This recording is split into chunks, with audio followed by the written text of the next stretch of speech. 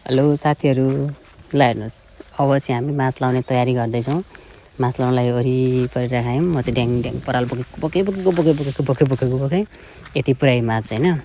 अनि आज यति लगाउने भन्ने हो त्यो कुरा। आज अब वरिपरि लगाउने अनि बिचमा यो पराल यसरी थिच्नु पर्दो रहेछ। टक्क लाएर पराल थिच्यो। अब यति सजिलो त कहाँ छ र, काम गर्नु पऱ्यो। अनि काम गर्दै जाँदा अब गाई पालिसकेपछि दुध खान चाहिँ कति मिठो हुन्छ हेर्नुहोस् त।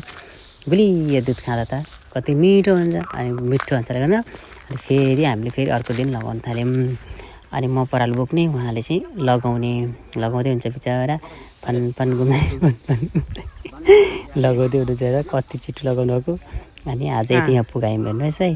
अनि अब म फेरि पराल बोक्न थालेँ। ट्याङ ट्याङ ट्याङ ट्याङ लाएर अब पराल बोक्छु म।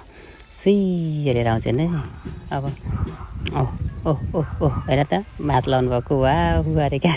अनि अब म पराल बोकेर ल्याउँदै माथि दिँदै, पराल बोकेर ल्याउँदै माथि दिँदै गर्छु नि त। अनि त्यहाँबाट अब आज चाहिँ सक्ने भन्ने कुरा आएको छ।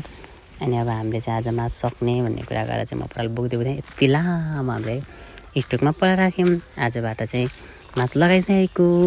अब यो पराल चाहिँ गाईलाई ल्याएर खुवाउनुपर्छ भोलि पर्सि।